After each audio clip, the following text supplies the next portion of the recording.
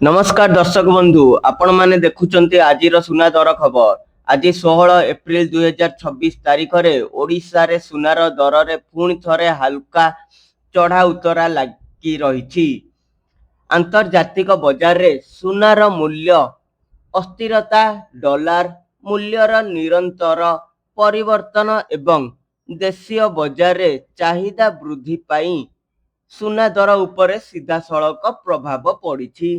ଏହା ସହିତ ବିଭିନ୍ନ ଦେଶର ଅର୍ଥନୈତିକ ପରିସ୍ଥିତି ଓ ନିବେଶକମାନଙ୍କ ଭରସା ସୁନାକୁ ଏକ ସୁରକ୍ଷିତ ନିବେଶ ଭାବେ ଆଉ ଅଧିକ ଆକର୍ଷଣୀୟ କରୁଛି, ଯାହା ଦରକୁ ଉପରକୁ ନେଇଯାଉଛି।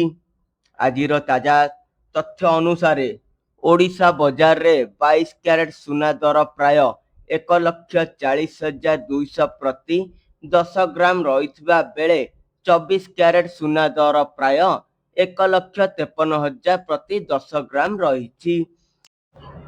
ଗତକାଲି ସହିତ ତୁଳନା କଲେ ଦରରେ ସାନ ବୃଦ୍ଧି ଦେଖାଯାଇଛି, ଯାହା ସାଧାରଣ ଗ୍ରାହକମାନଙ୍କ ଉପରେ ଅଧିକ ଆର୍ଥିକ ଚାପ ସୃଷ୍ଟି କରିଛି।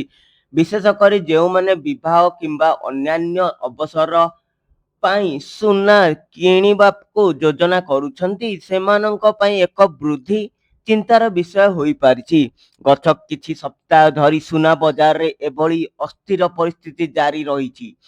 କେବେ ଦର ବଢୁଛି, କେବେ କମୁଛି, ଯାହା ନିବେଶକମାନଙ୍କ ପାଇଁ ଲାଭ ସୁଯୋଗ ଦେଉଥିବା ବେଳେ ସାଧାରଣ ଲୋକଙ୍କୁ ଦ୍ୱନ୍ଦ୍ୱରେ ପକାଇ ଦେଇଛି। ବଜାର ବିଶେଷଜ୍ଞଙ୍କ କହିବା ଅନୁସାରେ ଯଦି ଆନ୍ତର୍ଜାତିକ ପରିସ୍ଥିତି ଏଭଳି ଅସ୍ଥିର ରହେ ଏବଂ ଡଲାର ମୂଲ୍ୟରେ ଆଉ ଚଢ଼ା ଉତରା ହୁଏ, ତେବେ ଆଗାମୀ ଦିନରେ ସୁନା ଦର ଆଉ ବୃଦ୍ଧି ପାଇପାରେ। ଏହି ସହିତ ବିବାହ ଋତୁ ଚାଲିଥିବାରୁ ଗହଣା ପ୍ରତି ଚାହିଦା ବଢ଼ିବା ମଧ୍ୟ ଦରକୁ ଉପରକୁ ଧକ୍କା ଦେଉଛି।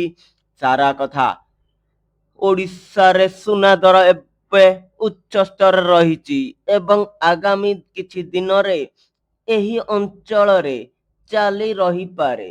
ତେଣୁ ଗ୍ରାହକମାନେ ସୁନା କିଣିବା ପୂର୍ବରୁ ବଜାର ପରିସ୍ଥିତିକୁ ଭଲ ଭାବେ ବିଶ୍ଳେଷଣ କରିବା ଆବଶ୍ୟକ। ଏହା ଥିଲା ଆଜିର ସୁନା ଦର ସମ୍ପର୍କରେ ସମ୍ପୂର୍ଣ୍ଣ ଖବର। ଆଉ ନୂତନ ଅପଡେଟ୍ ପାଇଁ ଆମ ସହିତ